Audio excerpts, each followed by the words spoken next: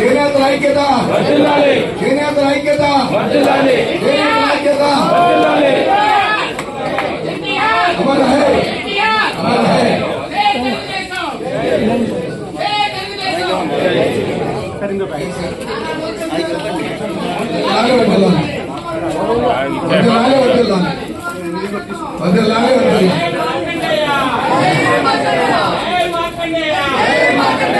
చేనేతలే, only చేనేతలే.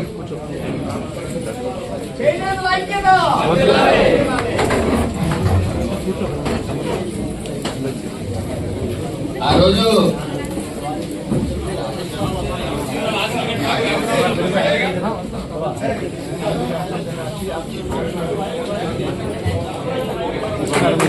Janata వస్త్రాల పేరుతో చేనేత వస్త్రాలని మార్కెటింగ్ చేసిన మొట్టమొదటి మన నాయకుడు స్వర్గీయ నందమూరి తారక రామారావు గారు.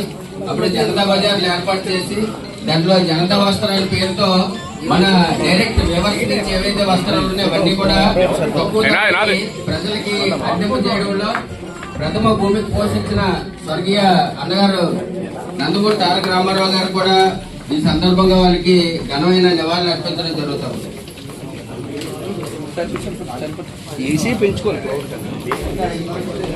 అయ్యా నమస్తే అండి అందరికి. మీరు దయచేసి ఎవరి సీట్లో కూర్చొని మన పెద్దవాళ్ళు చెప్పింది కొంచెం శ్రద్ధగా వింటారని మరీ మరీ కోరుచున్నాం. కూడా మన తాలూకా జీవన పరిస్థితి తెలియడానికి కార్పొరేటర్ కూడా తీసుకొచ్చేవాడికి కార్పొరేటర్ ఒక విషయం తెలియాలా.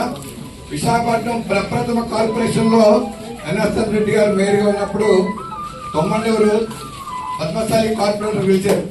తొమ్మండూరు డిప్యూటీ మేయర్ ఎవరికి ఇవ్వాలని చెప్పి ఆలోచన చేసినప్పుడు ఆ రోజు దోణరా సత్యనారాయణ గారు కానీ గుడివాడి గున్నారావు గారు కానీ ఈటి విజయలక్ష్మి గారు ఇంకా పెద్దలు చాలా మంది ఉన్నప్పుడు మరి తొమ్మండూరు చేనేత వాళ్ళు ఉన్నారు కాబట్టి డిప్యూటీ మేయర్ వాళ్ళకి ఇవ్వాలని చెప్పి తీసుకొని ఆ రోజు డిప్యూటీ మేయర్ జామశెట్టి అల్లాజీ గారికి ఇవ్వడం జరిగింది. అంటే మీకు ఇందాక మా పెద్దలు చెప్పారు 35 నియోజకవర్గాల్లో చేనేత కులాలు ఎటు ఓటు వేస్తే అంటే ఈరోజు మా నీతి నిజాయితీ కూడా మీకు చెప్తున్నాం. మంగళగిరిలో లోకేష్ గారు గెలిచిన కాన్స్టిట్యున్సీలో 65,000 మంది చేనేతలు ఉన్నప్పటికీ కూడా అందరూ కలిసి చాలా మంది మా కుటుంబడు మా ఊడు మా మనిషి ఉంటారు. చేనేతలు అందరూ లోకేష్ గారిని గెలిపించాలని తీసుకుని లోకేష్ గారిని గెలిపించారు. ఆ గెలిపించిన ప్రతిఫలాలు మనకి ఈరోజు కనబడుతున్నాయి. లోకేష్ గారు కూడా మంగళగిరి ఒకటే కాదు రాష్ట్రంలో ఉన్న చేనేతలను అందరికీ నేను ముద్దు పెట్టాలని ఆయన అన్నాడు. అందరూ మనవాళ్ళు చేనేతలు అందరూ మా ఆల్రెడీ మనవాళ్ళు అన్నారు 19 చేనేతలు. అందుగురించి ఈ రోజు ఈ మీటింగ్లు పెడుతున్నారంటే మనం ఆలోచించాలి. మన మంచి రోజులు వస్తుందని చెప్పి ఆలోచించాలి.